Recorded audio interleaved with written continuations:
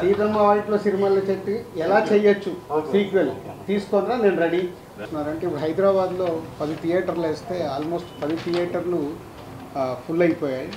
12 ఏళ్ల తర్వాత మళ్ళీ కొత్త కాంట్రవర్షియల్స్ మనకు అక్కర్లేదు, అప్పుడు ఏది ఉంది అదే రిలీజ్ అవుతుంది. అట్లని కాదు, అంటే 98లో మేము తొలి ప్రేమ సినిమా డిస్ట్రిబ్యూట్ చేసినప్పుడు 5 ఇయర్స్ రైట్స్ ఉండేది. సో ఎప్పుడు డబ్బులు తక్కువ ఉంటే అప్పుడు దాన్ని రిలీజ్ పెడితే ఆ సినిమా ద్వారా మనీ వచ్చేదన్న. ఫైనాన్షియల్గా చాలా స్ట్రెస్లో ఉంటే మళ్ళీ రిలీజ్, అది 4th టైం. అప్పుడు కూడా ఆ రోజుల్లో అది 10 to 12 lakhs షేర్ కలెక్ట్ చేస్తుంది.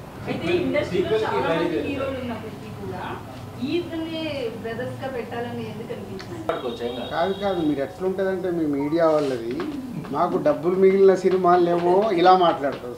సీతమ్మ వాటిలో సిరిమల్ల చెట్లు ప్రొడ్యూసర్కి నాకు డబ్బు మిగిలింది, సినిమాకు ఉన్న ప్రతి డిస్ట్రిబ్యూటర్కు డబ్బు మిగిలింది. సీతమ్మ వాటిలో సిరిమల్ల చెట్టు release on this Friday.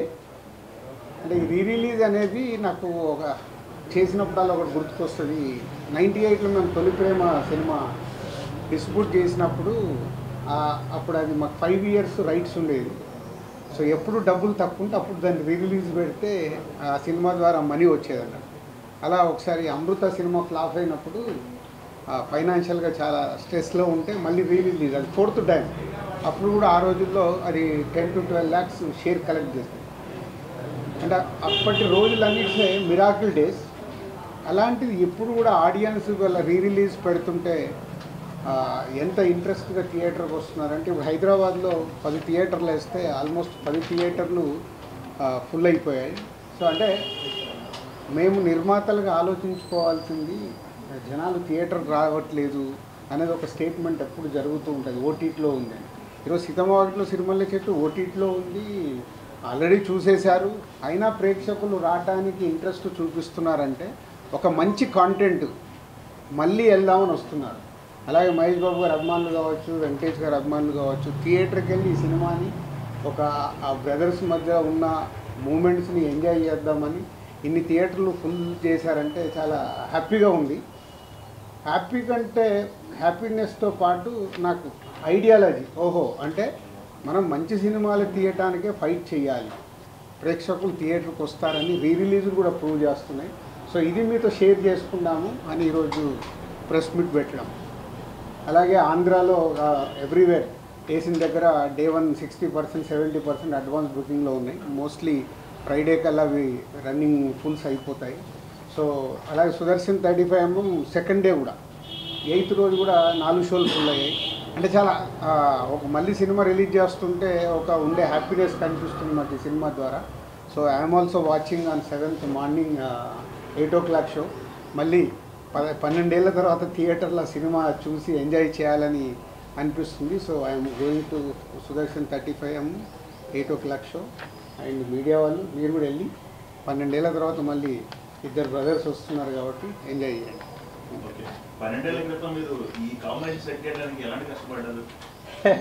So అప్పుడే చాలా ప్రెస్ మీట్లలో చెప్పామంటే మల్టీ స్టార్ చేయడం అనేది ఎప్పుడో మన తెలుగు సినిమా ఇండస్ట్రీలో అందరు స్టార్ హీరోస్ రామారావు గారి దగ్గర నుంచి చిరంజీవి గారి వరకు అందరూ హీరోలు మల్టీ స్టార్ సినిమాలు చేశారు. తర్వాత మారుతూ వచ్చింది. సడన్గా ఎందుకో శ్రీకాంత్ ఈ ఐడియా చెప్పినప్పుడు సో ఎలా చేద్దాం ఏంటి అని ఫస్ట్ వెంకటేష్ గారిని తర్వాత మహేష్ గారిని అప్రోచ్ అవుతే ఇద్దరు ఈజీగానే ఓకే అన్నారు, పెద్ద కష్టపడలేదు, వాళ్ళు కథ వినేసి ఓకే అన్నారు. సో దాన్ని ప్రాపర్గా స్క్రీన్ మీదకి తీసుకురావడానికి కొంచెం మాకు టైం పట్టింది. అంటే అవుట్పుట్ ఇవ్వడానికి ఆల్మోస్ట్ అప్పుడు 1 year షూట్ చేశాం. జనవరి 2012 జనవరిలో మొదలు పెడితే 2013 సంక్రాంతికి రిలీజ్ చేసాం. అంటే ఆల్మోస్ట్ 1 year జర్నీ అది షూటింగ్ ప్రాసెస్. ఇద్దరు కాబట్టి అన్నీ బ్యాలెన్స్ చేయాలి, అన్నీ చూడాలి, ఆ బ్యూటిఫుల్ మూమెంట్స్ వర్క్ అవ్వాలి. కాబట్టి ఈరోజు ఇవాళ రిలీజ్ కూడా అంతా వాల్యూ.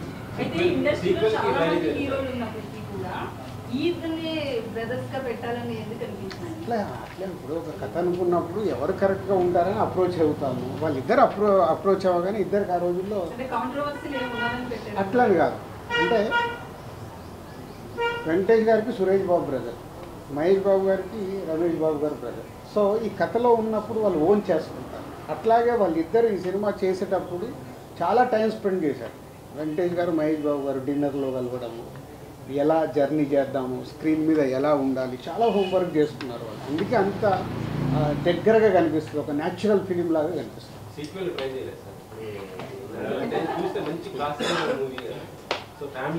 నువ్వు సినిమా చూసావు, మళ్ళీ 7th రోజు చూడు, దాంట్లోకి ఏదైనా ఐడియా దొరికితే వచ్చి చెప్పు, ఊరికే కథ చెప్తా అంటే కూడా ఆపరిస్తున్నా. సీతమ్మ వాటిలో సినిమాల్లో చెప్పి ఎలా చెయ్యొచ్చు సీక్వెల్ తీసుకొనిరా, నేను రెడీ. అందరు క్యారెక్టర్లలో ఉంటాయి, దొరుకుతుంది, దొరికిందనుకో తప్పే లేదు. ఏమో టర్నింగ్ పాయింట్ అదేనేమో, అందుకే రిలీజ్ అవుతుందేమో. ట్రై చాలా లాంగ్ గ్యాప్ తర్వాతకి మల్టీ స్టారర్ తీశారు, కానీ అప్పట్లో వచ్చిన టాక్ అవన్నీ అయితే మంచి పేరు వచ్చింది, మంచి సినిమా తీశారనే ఇది వచ్చింది. కమర్షియల్గా అప్పుడు అంత పే చేయలేదు మీకు అనేది ఒక టాక్. దాని గురించి ఇప్పుడు మాట్లాడుకోవచ్చు. ఏం కాదు, మీరు ఎట్లుంటుందంటే మీ మీడియా వాళ్ళది, మాకు డబ్బులు మిగిలిన సినిమాలు ఏమో ఇలా మాట్లాడతారు. సీతమ్మ వాటిలో సినిమాల చెట్లు ప్రొడ్యూసర్కి నాకు డబ్బు మిగిలింది, సినిమాకు ఉన్న ప్రతి డిస్ట్రిబ్యూటర్కు డబ్బు మిగిలింది. అంటే అప్పట్లో ఉన్న టాక్ మంచి పేరు వచ్చింది, పెద్ద హీరోలను పెట్టి సినిమా తీశారు, అంత బాగుంది, కానీ కమర్షియల్గా అంత పే కాలేదు. మళ్ళీ అదే చెప్తున్నా లక్ష్మణ, 12 ఏళ్ళ తర్వాత నేను మాట్లాడుతున్నా. డే 1 మీలాంటి వాళ్ళు అంటే నేను అందరినీ కలపట్లేదు, అద్భుతంగా ఉంది అని మార్నింగ్ షో అయిపోయాయని చెప్పిన మీడియా వాళ్ళు ఉన్నారు. అబ్బా 2 హీరోల్ని పెట్టుకొని ఏందండి ఇలా తీశారు, ఇంకా మేము ఏమిదో ఎక్స్పెక్ట్ చేసాము. అది మీరు ఎక్స్పెక్ట్ చేశారు, మా తప్ప ఎందుకు అవుతుంది?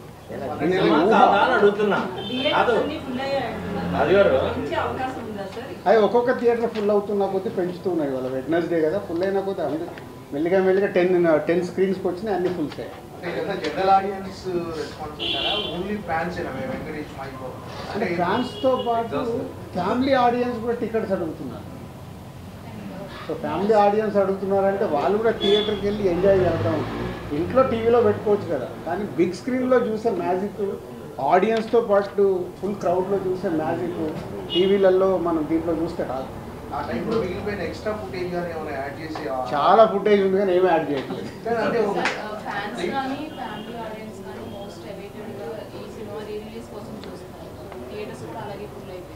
ఫ్యాన్స్ నుంచి ఒక డిమాండ్ ఏంటంటే టైటిల్ కార్డ్స్ విషయంలో సపరేట్ టైటిల్ కార్డ్స్ వేస్తే ఇంకా బాగుంటుంది అంటున్నారు. 12 ఏళ్ల తర్వాత మళ్ళీ కొత్త కాంట్రవర్షియల్ మనకు అక్కర్లేదు, అప్పుడు ఏది ఉంది అదే రిలీజ్ అవుతుంది.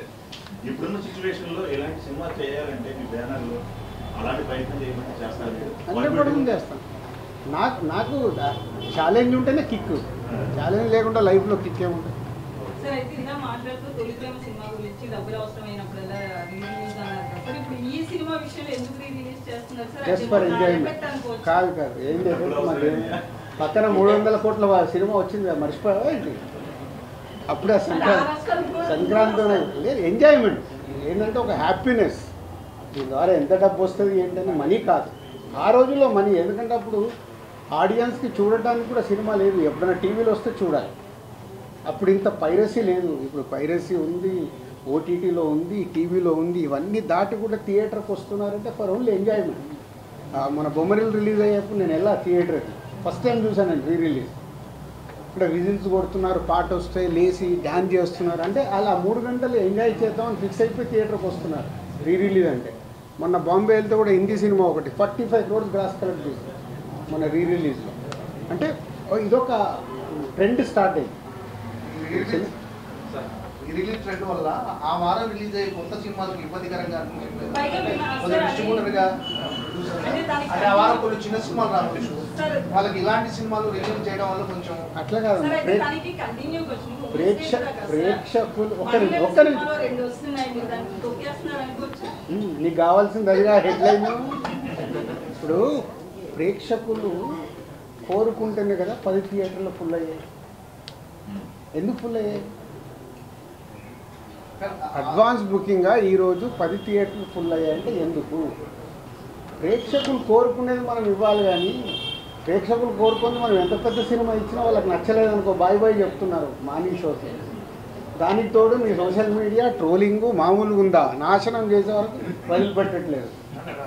సో వ్యవస్థలో ఉంది, మనం ఎవరిని అనలేము. సో ప్రేక్షకులు రెడీగా ఉన్నప్పుడు మనం ప్రేక్షకులు ఎంజాయ్ చేస్తామంటే మీరు ఎంజాయ్ చేయొద్దు, మీరు ఈ సినిమా చూడండి అంటే చూస్తారా? ఖాళీగా ఇంట్లో కూర్చుంటారు. చూడు వెళ్ళను వాళ్ళంతా క్లారిటీగా ఉన్నారు ఆడియన్స్. ఇవాళ స్టార్ సినిమాకి అనుకున్న రేంజ్లో ఓపెనింగ్ రావట్లేదు అంటే ఎందుకు రావట్లేదు? ఎందుకు రావట్లేదు? ఎలా డిసైడ్ అవుతున్నారు? టీజరు ట్రైలర్తో నాకు ఫిక్స్, అరే దీనికి వెళ్దాం. మీకు అన్నిటికంటే విచిత్రం ఏంటంటే ఈరోజు సినిమా ఆన్లైన్ ఓపెన్ చేయగానే డిసైడ్ అయిపోతుంది. ఏ రేంజ్లో బుకింగ్ ఉందంటే ఆ సినిమా హైప్ ఉందా లేదా ఇక్కడే తెలిసిపోతుంది. మా డిస్ట్రిబ్యూటర్లో కూడా అందుకే హైప్ లేదనుకో, సార్ 10 లక్షల షాటు 20 లక్షల షాటు తెలిసిపోతుంది. మాకు సినిమా రిలీజ్ అయ్యి రిజల్ట్ అక్కర్లా, ఆన్లైన్ ఓపెన్ చేయగానే మన సినిమా రేంజ్ ఏంటి అనేది ఇక్కడే ఫిక్స్ 4 రోజుల ముందే. అంత అడ్వాన్స్గా ఉంది ఆడియన్స్. మీరు నెగిటివ్ ఆలోచించాల్సిన అవసరం లేదు, బీ పాజిటివ్. దానికి ప్రొడ్యూసర్లని, డైరెక్టర్లని, హీరోలని ప్రిపేర్ చేయండి. మన సినిమా ఇక్కడే డిసైడ్ అవుతుంది. దానికోసం మేము ఫైట్ చేయాలి. నెగిటివ్ దాంట్లో జర్నీ చేయాల్సిన అవసరం లేదు. మంచి దానికోసం ఫైట్ చేస్తే మంచి కాంటెంట్ వస్తుంది. నాకు సీతమ్మ వాకిట్లో సినిమాల చెట్టు రిలీజ్లో నేను ఇన్స్పైర్ అవుతున్నాను. అరే ఆడియన్స్ రావట్లేదని నేను భయపడాల్సిన అవసరం లేదు. మొన్నే సంక్రాంతికి వస్తున్నాము, సెన్సేషనల్ హిట్ అయింది. థియేటర్లో హిట్ అయిన తర్వాత కూడా జీ5 వాళ్ళు 12 అవర్స్కే ఇంత అయిందని వాళ్ళు కేకులు తీసుకొచ్చి స్వీట్లు తీసుకొచ్చి ఇచ్చి వెళ్ళిపోయారు. This content. ఇంకా థియేటర్. సో ఇలా జనాలు మనకు ఎనర్జీని ఇచ్చినప్పుడు ఎనర్జీని మనం పాజిటివ్ సైడ్ మర్చుకొని ఎస్ వాళ్ళకి రీచ్ అయ్యే సినిమాలు తీయడానికి ప్రయత్నం చేయాలి. చెప్తాను, ఫైనల్ అయ్యాక చెప్తాను. ఫైనల్ కాకుండా ముందు అన్ని రూమర్సే.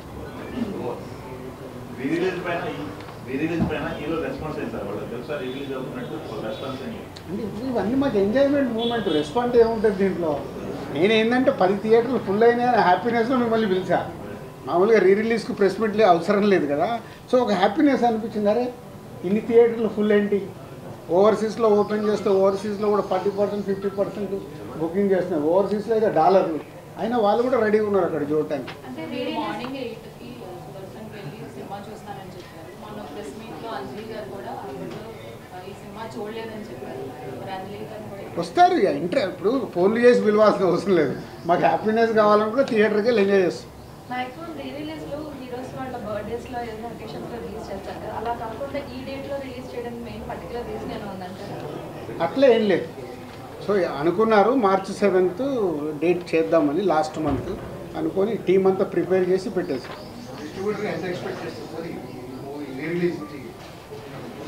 దీనికేమో ఎక్స్పెక్ట్ ఎంత వచ్చినా హ్యాపీనెస్. నేను చెప్పేది దీని ద్వారా వచ్చే డబ్బు కాదు. అంటే రిలీజ్కు ప్రేక్షకులు ఇలా థియేటర్కి వస్తున్నారంటే ఎగ్జిబిటర్ హ్యాపీగా ఉన్నాడు. సార్ ఈ సినిమా చేస్తుంటే ఫుల్స్ సార్ అని వాళ్ళే మామూలు హ్యాపీనెస్ కాదు కదా. ఆడియన్స్ చూసేవాళ్ళు తీసిన మాకు 12 ఏళ్ల తర్వాత మళ్ళీ థియేటర్లో వెళ్ళి థియేటర్ హౌస్ఫుల్లో చూస్తుంటే ఆ కిక్కే వేరు కదా. ఆ కిక్కే ఇంపార్టెంట్. మళ్ళీ కంపారిజన్ ఎందుకు? ఉన్న ప్రజెంట్ ట్రెండ్లో ఒక్కోసారి ఒక్కో ట్రెండ్ నడుస్తుంది. చిన్న సినిమాల ట్రెండ్ నడుస్తుంది, ఒక్కోసారి పెద్ద సినిమాల ట్రెండ్ నడుస్తుంది, ఒక్కోసారి రిలీజ్ ట్రెండ్ నడుస్తుంది.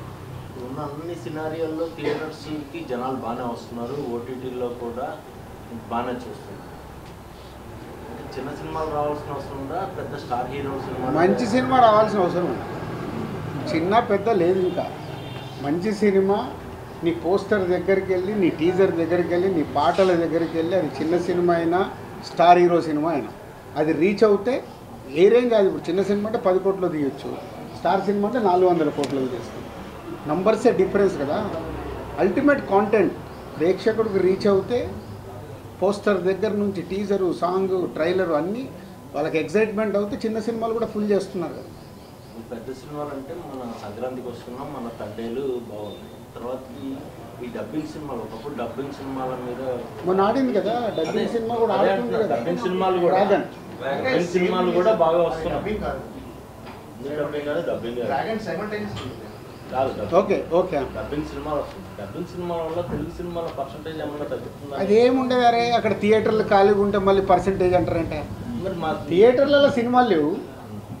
మీరు ఇప్పుడు చిన్న సినిమా పెద్ద సినిమా థియేటర్లు ఖాళీగా పెట్టుకున్నారు. ఏ సినిమా వచ్చినా వేయడానికి ఎగ్జిబిటర్స్ రెడీగా ఉన్నారు.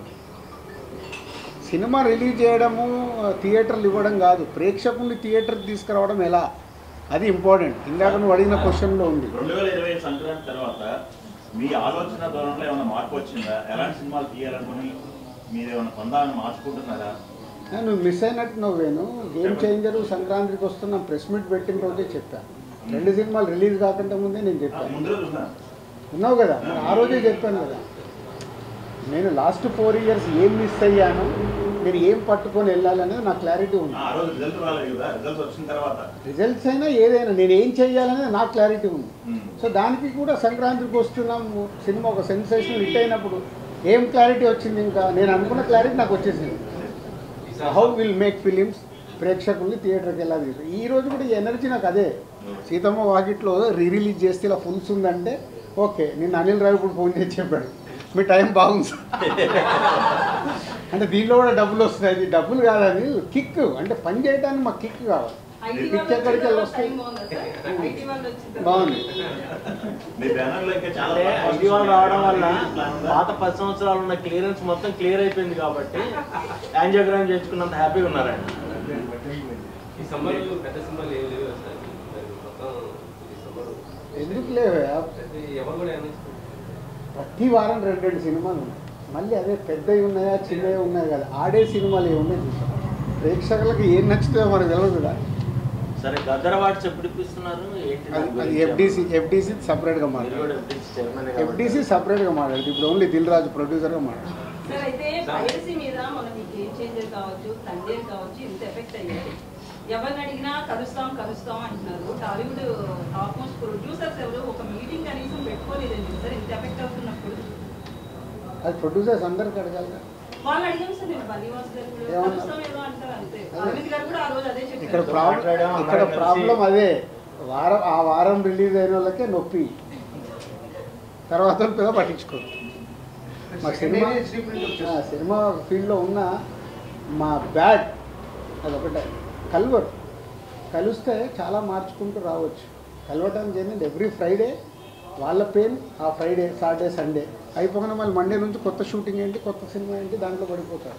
పక్కోడేమో ఈ సినిమా రిలీజ్ అయిందా, ఎలా ఉంది టాకు, ఇలా ఫ్రైడే సాటర్డే సండే అరే హెచ్డీ ప్రింట్ వచ్చిందా, అయ్యో ఎట్లా మరి మన సినిమాకి ఎట్లా, ఆ రోజు పడుకొని లేస్తే వాళ్ళు మర్చిపోతారు.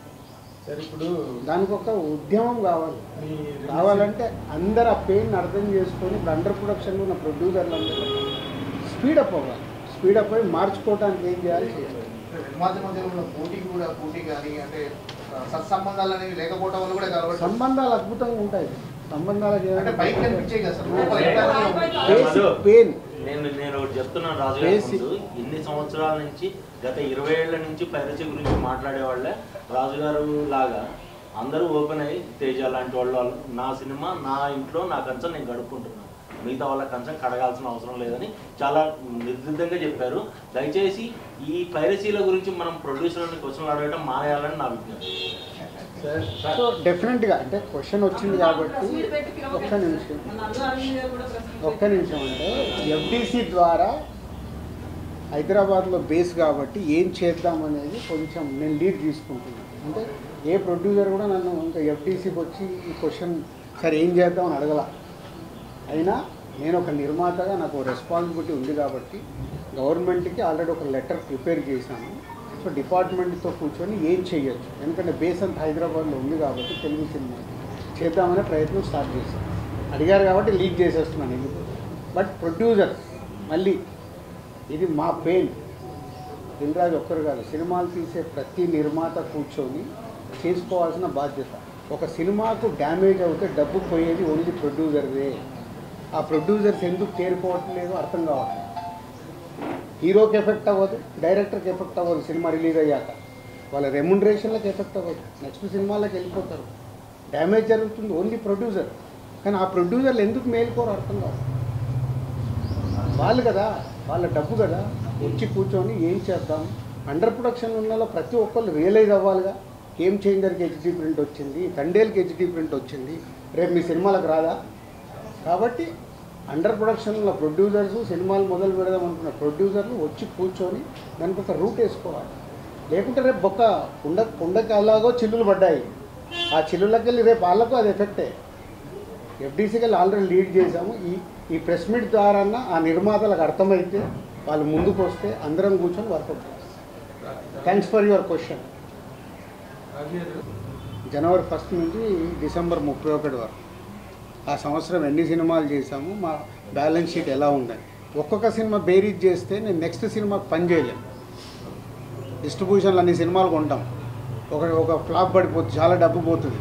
డబ్బు పోతే నెక్స్ట్ డే ఫ్రైడే అయిన తర్వాత సాటర్డే నాకు ఎనర్జీ కావాలంటే ఆ నెక్స్ట్ ఇయర్ ఉన్న సినిమాలు, బ్యాలెన్స్ ఉన్న సినిమాల మీద ఫోకస్ చేస్తాం. కాబట్టి దాంట్లోకి వెళ్ళి ఒక సక్సెస్ వచ్చినప్పుడు బ్యాలెన్స్ షీట్ చెక్ చేయాలి. నంబర్ ఆఫ్ మూవీస్ చేస్తున్నప్పుడు ఒకటే సినిమా చేసామనుకో మీరు అడిగినట్టు నాకు రిజల్ట్ మీద డిపెండ్ అయి ఉంటుంది.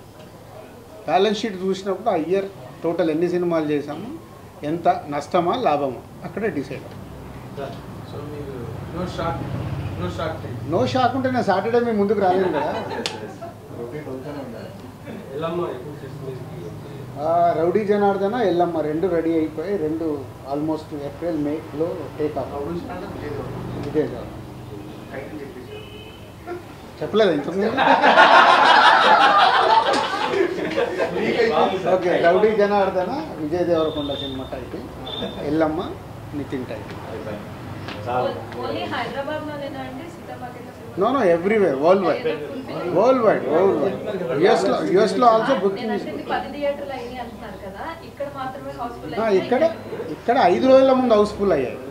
సో ఇప్పుడు ఇంకా ఫ్రైడే కాబట్టి ఇంకా 2 days ఉన్నాయి కదా, ఇప్పటికి బయట 60-70% ఉన్నాయి, రన్నింగ్లో ఫుల్ అయిపోతాను. మొన్న సంక్రాంతికి వస్తున్న సినిమాకి క్లోజ్ అయిపోయిన థియేటర్లు కూడా ఓపెన్ అయ్యే సినిమా గురించి విన్నాం సార్. అయ్యాయి మరి ఆ థియేటర్కి ఇస్తారా ఈ సినిమా? అంటే అది మళ్ళీ నా ఏరియా కాదండి, అది కింది వరకు ఎవరి దాళ్ళు అది డిస్ట్రిబ్యూటర్ చూస్తాడు, ఎక్కడేస్తున్నారంటే మాకు ఇన్ఫర్మేషన్. Okay, thank you.